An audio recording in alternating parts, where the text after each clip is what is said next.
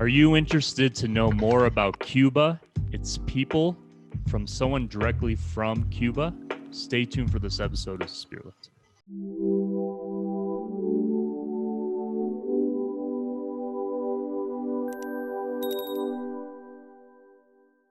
Gladys, from your perspective, what is one of the most common misconceptions that foreigners have of Cuba and its people?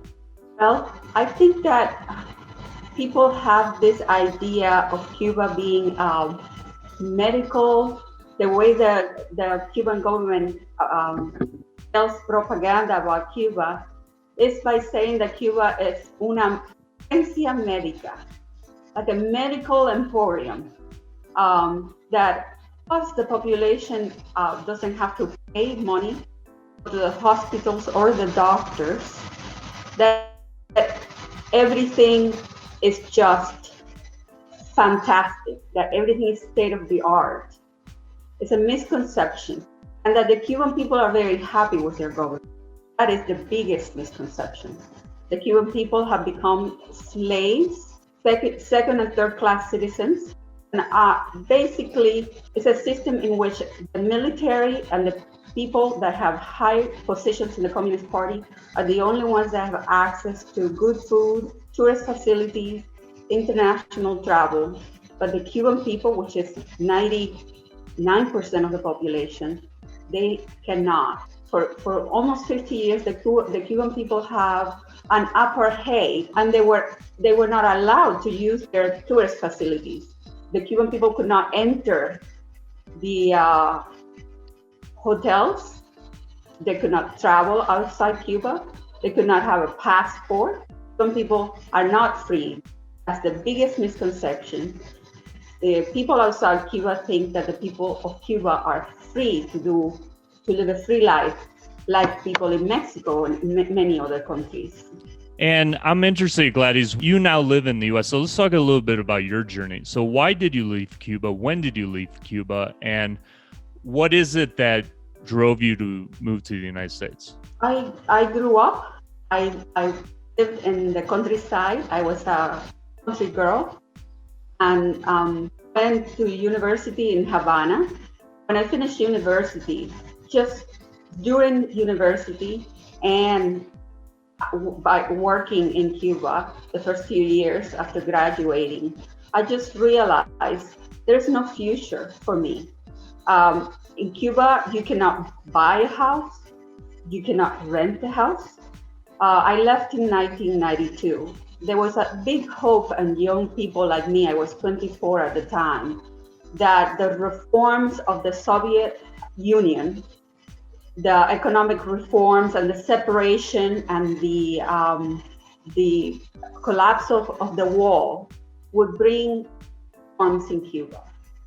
And it was a big disillusion for young people like me that were hoping for a little bit of freedom to come to Cuba after the collapse of the communist bloc. I realized that is not going to happen. Fidel Castro spoke very emphatically and just decided that Cuba was going to continue the communist path and that the Cuban people were going to be better off that way. And then I realized there's no future for me here, and there will be no future for my children. And then how were you able to go to the U.S. and why did you choose Georgia in this case? Well, every Cuban that leaves Cuba and is able to come to the United States, the first place to go is Miami, Florida. So that's what I did. I was able to, then when that happened in 1992, the regime, they have this, it's like a technique. Every time the situation gets difficult in Cuba and they feel like the people are going to rebel or complain about their dictatorship, they open up. Like they just, it's like a dam. They open, they leave a little break, water leaves, a few people leave, and then they are able to stay for a few more years without trouble. That's what happened in 94. they lowered the age in which people could start traveling outside Cuba. Before then, you had to be older than 65 to be able to go and visit family that would invite you to visit them. And it was mostly done through the Red Cross. But in 92, they started opening up to younger. So I was able to get a letter of invitation from a Bulgarian woman that was the mother of one of my friends in school. And so she invited me to Bulgaria. The thesis was her daughter that had gone to school with me. I knew that I was never going to get to Bulgaria, and I think that she knew that I was never going to get to Bulgaria. I paid for that invitation. And so when the plane landed in Barajas in Spain, I asked for asylum in Spain. And then I came to the United States a few months later, for very legal means. Yeah, at that point, yeah. And Gladys, since leaving Cuba and then ending up in the U.S., have you been back many times? Have you seen, Cuba over these last decades? And what has been your impression if you have gone back over the change these last years? I have been back, and my family lives in Cuba. I went back 7 years after I left. I had done all my paperwork, and then I married an American. So I am an American citizen. But even though there are always Christians visiting Cuba, you have family in Cuba, you can go and visit. The situation in Cuba has never changed very much for the Cubans. Cubans have a ration card. The government feeds them. The government cures them in their hospitals. The government educates them. The Cuban people, they don't have the ability to start their own business, to open their own store, or to do their own street. Let's say they want to do a street cart selling something. You see this in Mexico a lot, people selling fruit and things like that in the street. The farmers have restrictions to sell their products. Fishermen have restrictions to sell their products. The only owner in Cuba is the Cuban military.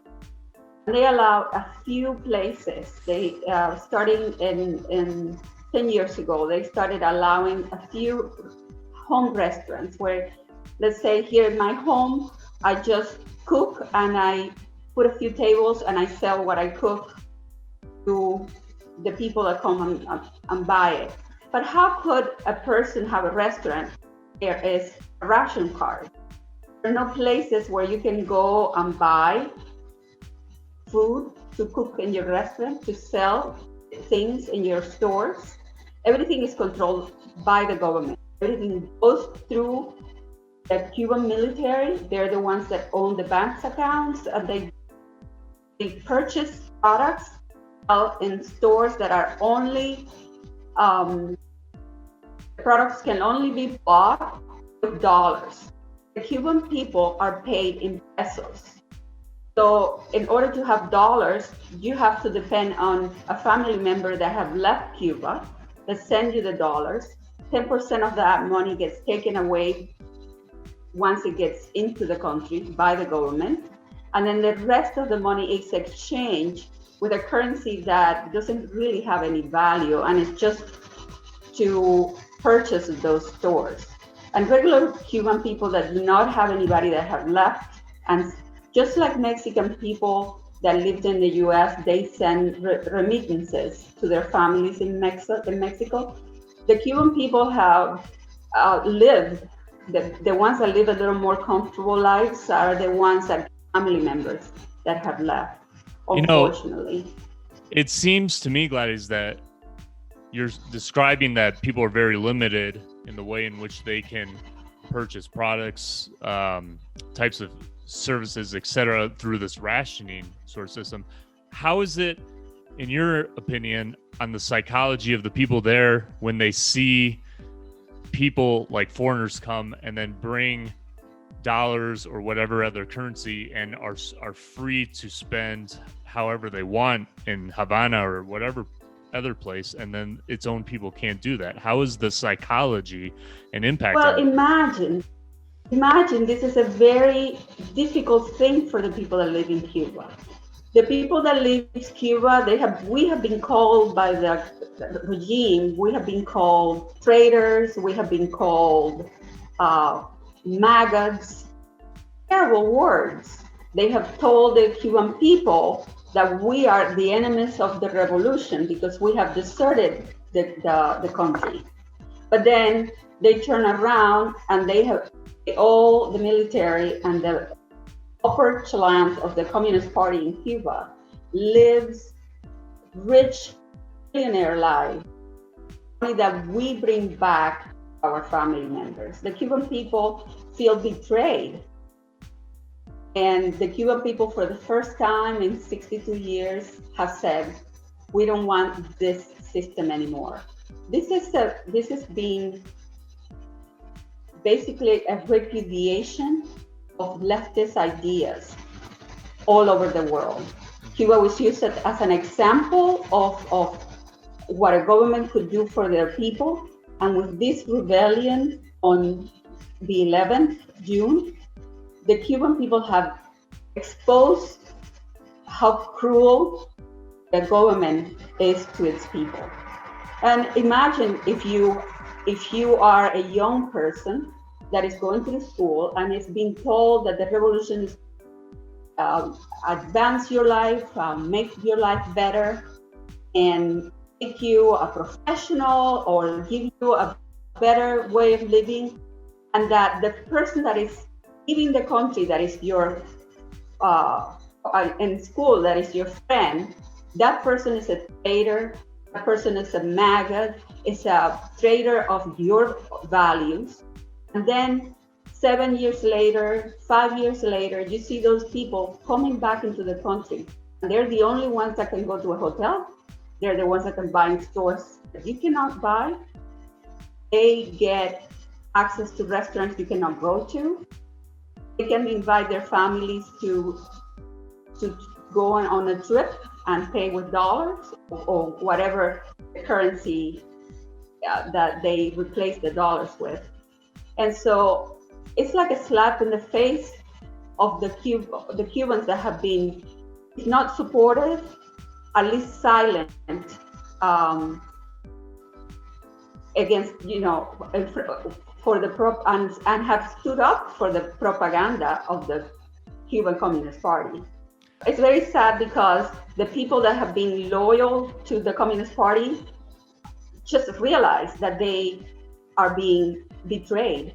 And that includes not only the lower level people that are members of the Communist Party, but also the middle and lower level military, policemen.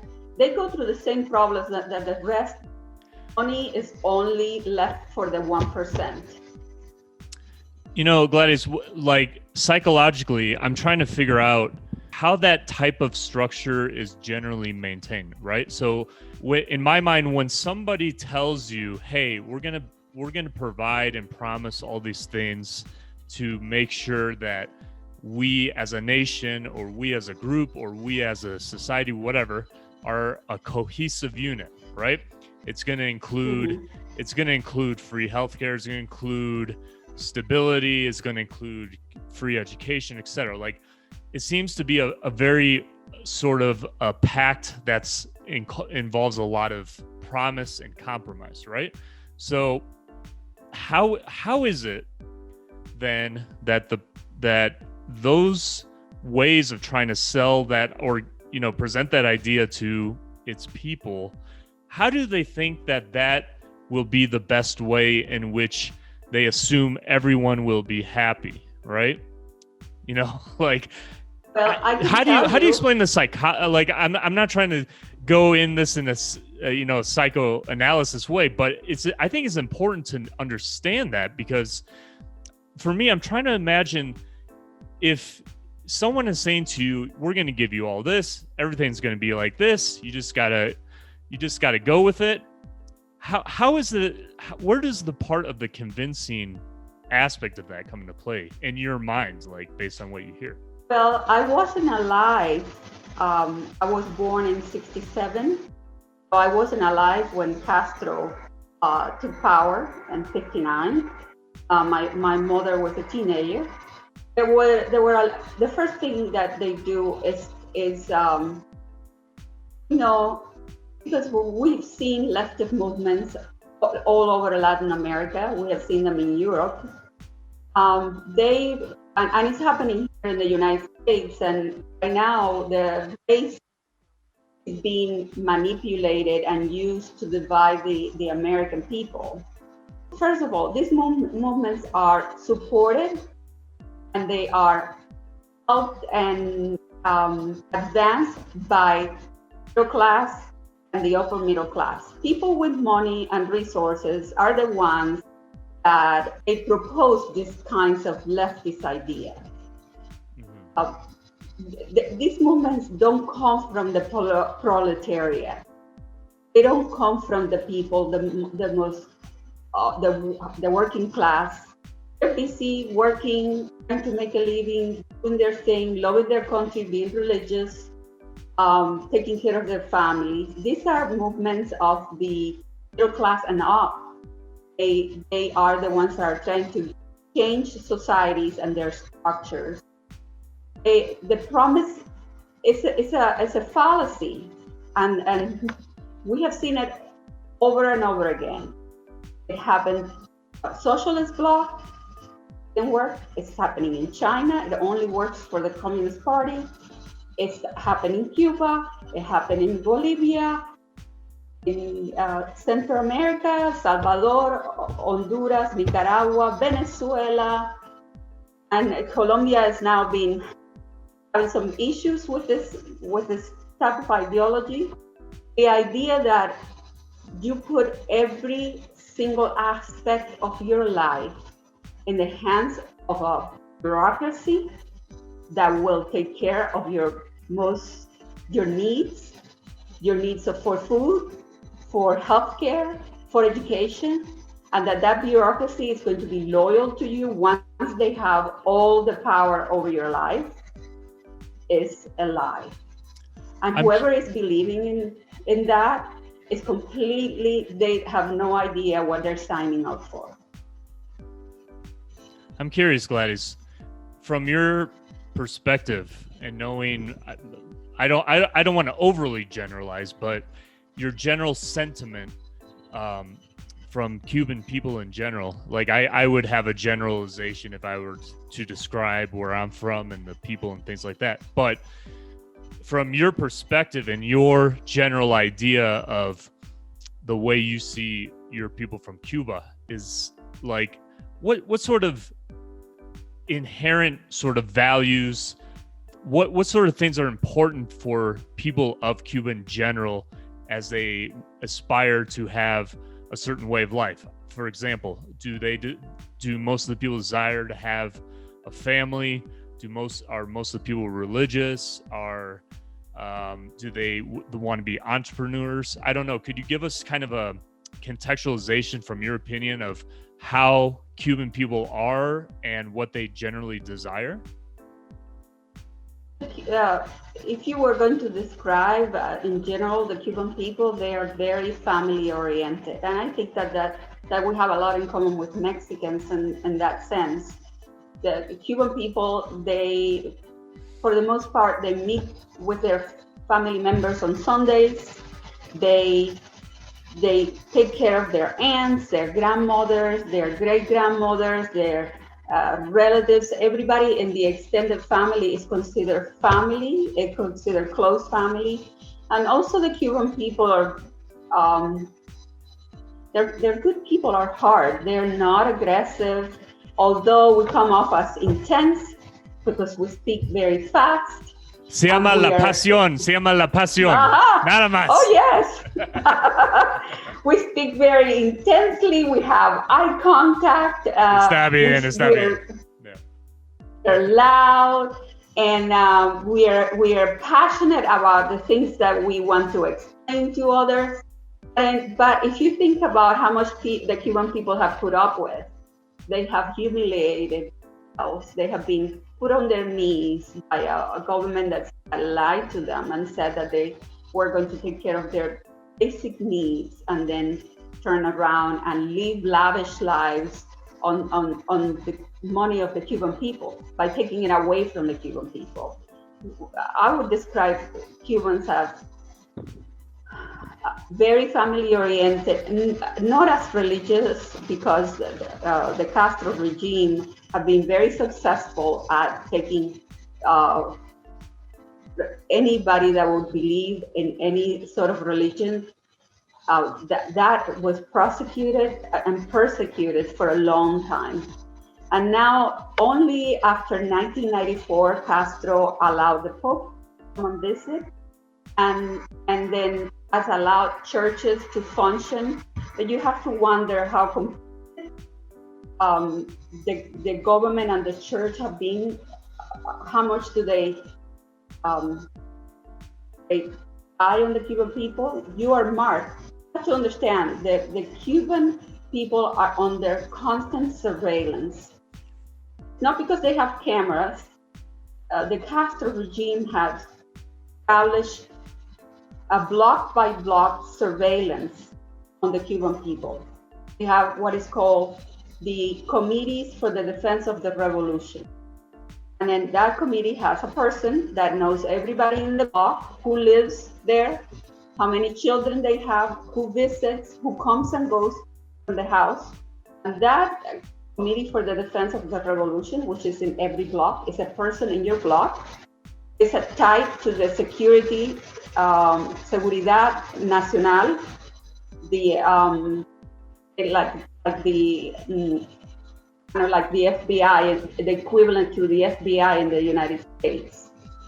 The security apparatus is in contact with the Comité de Defensa de la Revolución, and everybody's lives is known to the regime. You cannot do anything, say anything, believe in anything without people knowing it.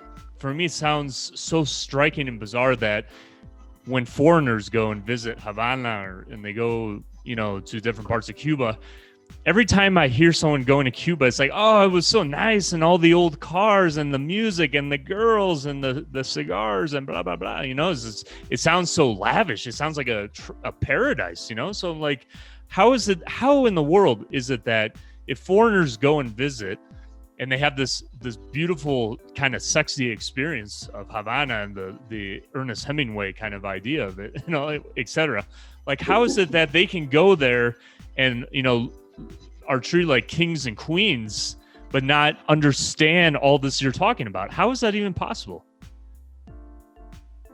Well, I think that the Cuban people they laugh at themselves.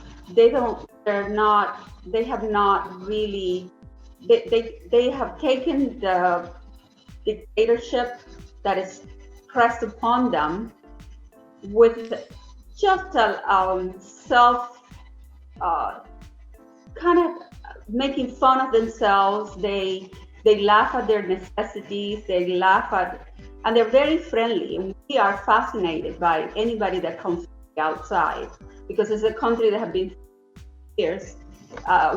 Imaginary walls have built around the country. Cubans cannot travel. If they leave, they have to go and they try to escape. They go wherever they go. There are Cuban people everywhere, all around the world. With this event that happened in June 11, you have an understanding of how many people have left Cuba unscathed.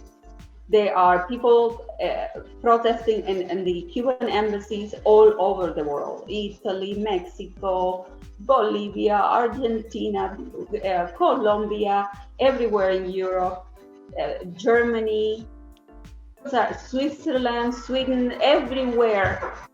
Find a community of people have had the opportunity, and they have left. The people who have stayed inside, first of all, not the first time this happened on June 11th, but openly complain or criticize the regime. Now you're going to be called on. Somebody's going to tell on you, and you're going to be marked by the regime, and you cannot get a job. The government is only employer. And the government is the only one that can educate you. The government is the only one that can take care of you if you have a medical emergency. You do not want to have any runs in. So the Cuban people take it at stride.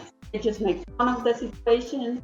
They make fun of the bread that they have to eat. It's a stale bread that is just being smells like roaches, and it just they give you, for a family of 5, they give you 3 pieces of bread. That's what you get because it's ration.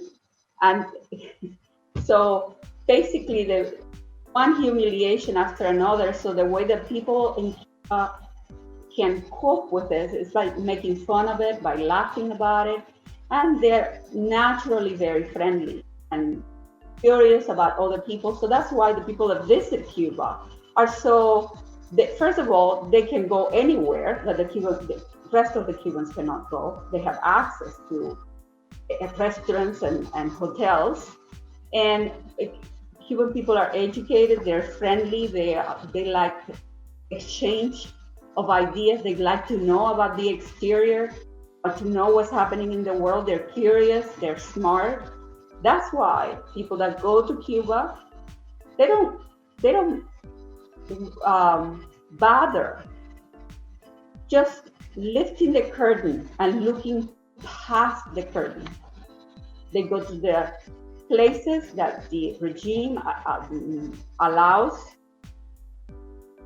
restaurants and that's that, and then they go home. Plus, a lot of people go to Cuba to have fun because young girls and boys like to make friends with somebody that have dollars, betters their lives.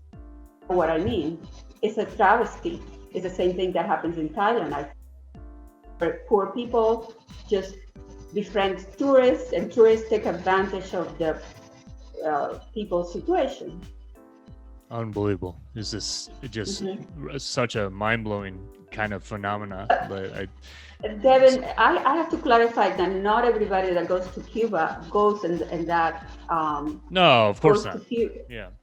Yes, they absolutely. go to enjoy. There is this idea of the Cuba before the revolution. Right. It was a country that was doing very well economically, even though we had a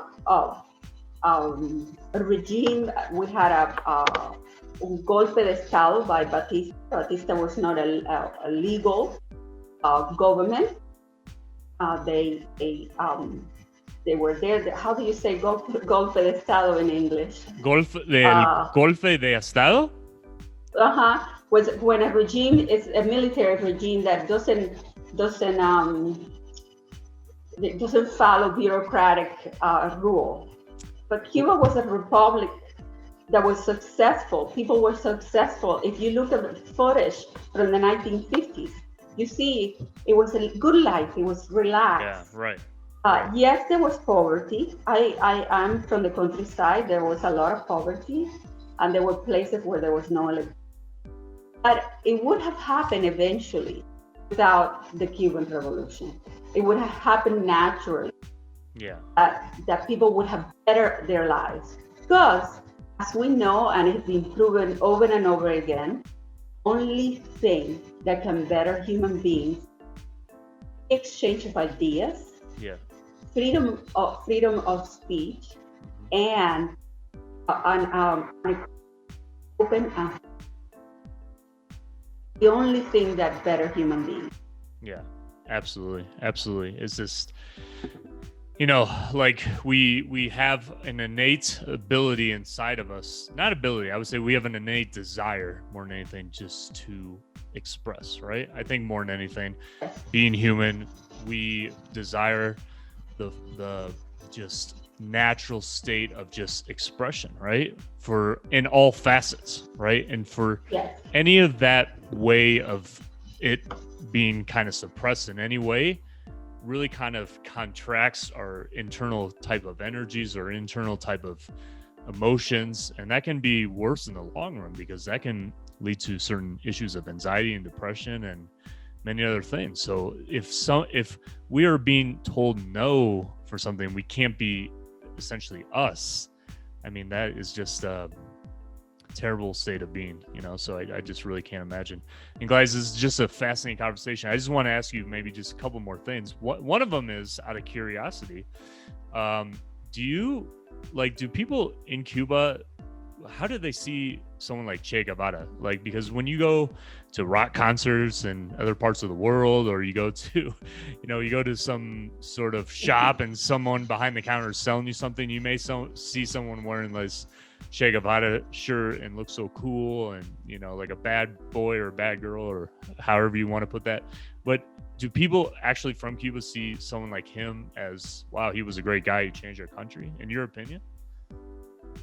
Well, you have to understand that the Cuban people are under a constant attack when it comes to manipulating their information. The Cuban people are not free to go and get any books that they want at the library. As just recently, the internet was allowed in Cuba. They couldn't say no anymore. And it has created problems for the Cuban government. You see, when you're in Cuba, you have been bombarded with ideology, communist ideologies at school since you are in kindergarten. I can tell you how I decided to leave. The moment that I made the decision to leave Cuba was the moment I was walking by a daycare center. And little kids, 2, 3, 4 years old, they were playing in the playground in a building in Havana, and they were dressed like the heroes of the revolution, and their faces were painted with chalk, dark chalk, just to imitate leaders of the revolution: Che Guevara, Camilo Cienfuegos, and Fidel Castro, Raúl Castro. And then it was bizarre. It was very upsetting to me, even growing up under the ideology it was just putting on me since I was a child. When I stood there as a 22-year-old and looked at those children, something inside me told me this is so wrong. A child belongs to their parents, and their heroes should be the heroes that they want their child out and follow, not be imposed by a regime on children to follow certain ways of being or modes of thinking that have been imposed by some political leaders on the crust of society. It was so wrong, it just disgusted. And at that moment, I said to myself, I cannot have children here. I have to leave. I have to go. Yeah. Yeah. When the Cuban people, they don't know anything about their leaders. The lives of their leaders is a secret. Fidel Castro was married the whole time. I didn't find out that Fidel Castro had a wife until I came to the United States. I had no idea. The Cuban people didn't know. He kept his wife secret. Would not meet in front of any personality that came to visit. Not publicly introduce his wife. Not show himself in public with his wife. Wife was just kept as a state secret. Nobody in Cuba knows what is the private life of. So people in Cuba don't know the reality of their history past 1959. They know it if they have lived it, or it's being passed around by verbally, or people that have left have told stories. But the people in Cuba, they don't really know that there is a possibility that Camilo Cienfuegos was killed by Fidel Castro. There's a chance that he ordered to kill Camilo Cienfuegos. He ordered Camilo Cienfuegos to go and squash some rebellion that happened in the eastern side of the country, and it looks like Camilo didn't do what he ordered, and so all of a sudden Camilo disappeared. They don't know that Che Guevara was the biggest murderer in the beginning of the revolution. He was in La Cabaña killing people without due process. And there is a story of a young boy, 12 years old, that was killed by Che Guevara. And what I've heard from people that were there or have affected, that the people that died by the hand of Che Guevara would die yelling "Viva Cristo Rey." You know that phrase. Mm-hmm. Yeah. Probably if you live in Mexico. Yeah. They were calling, they were declaring their faith only to their God. And Che Guevara had no mercy in a young boy, and no mercy in those people that they have no mercy, and that's very clear now for the world to see that they have no mercy on the Cuban people, the people that they say they represent. And let me tell you, Devin, the people that came out on the streets, they were not the elite. They were not the people that lived better in Cuba. These people that came out on the streets were students and the people that have nothing. They are the most dispossessed. We are talking a house with no water, no bathroom. Some of them have to go to the bathroom in a bucket. We're talking about places that have no street, where the waters that come out of your faucet mix together with your drinking water. These people have nothing, and they say we have nothing to lose anymore. And that's why they were yelling, we have no fear anymore. No tenemos miedo. They lost their fear for the repression of the Cuban regime. Yeah, they're just sick of it, I think, and the thing is, and I encourage all of our viewers and all of our listeners, really immerse yourself, I think more than anything, to know about these sort of realities as they really are, right? Like Gladys' story, Gladys' insights and revelations about her home country.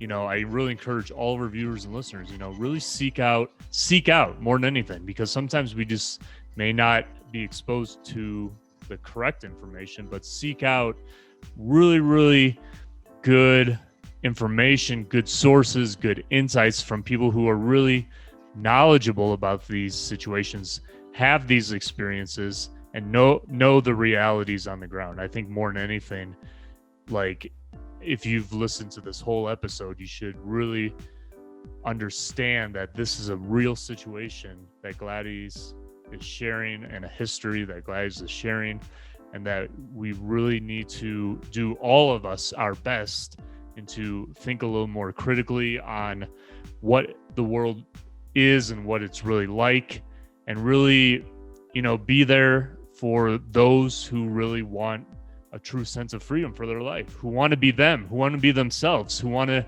embrace life, live life, love life. We all want that in the end of the day. We're all the same. We all possess the same kind of desires, I think, right? And Absolutely. If any one of us has an aspect of that taken away, it really can really damage us, right? And I think if anyone out there who has true kind of empathy and compassion and wants to help their fellow man and woman some way, they should really try to do their best in the best way that they can to help. So Gladys, I thank you so much for being on this amazing episode. Could I say something? Absolutely, please. Absolutely. Since you are in Mexico, you're living in Mexico, this is a cautionary tale to the Mexican people. Right. The leftist ideas are cantos de sirena. It's like sirens, songs from mermaids. be careful. Don't follow the songs of the mermaids. Yeah, right. The leftist ideas are ideas that eventually leave people entrapped in slavery. You see it in China with the Uyghur population. You see it in Cuba with the whole entire country. You see it. You saw it in the socialist bloc, in the communist bloc. You've seen it in Nicaragua and Venezuela. Don't be distracted by what they tell you they want for you.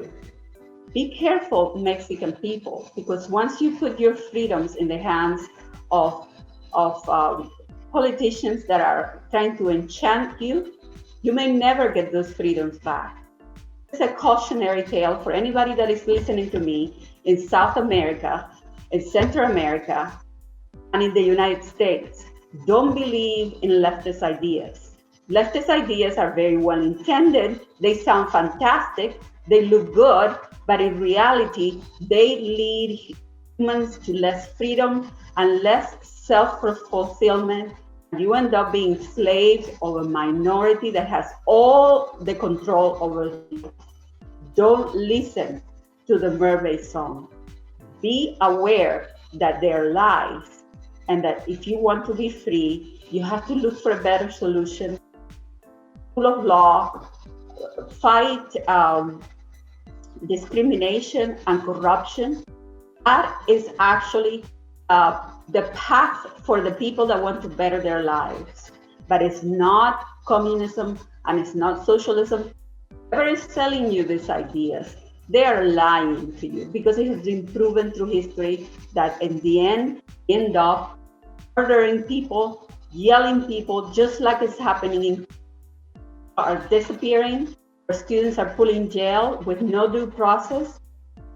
Be careful. Fight for your freedoms and don't believe in songs from mermaids.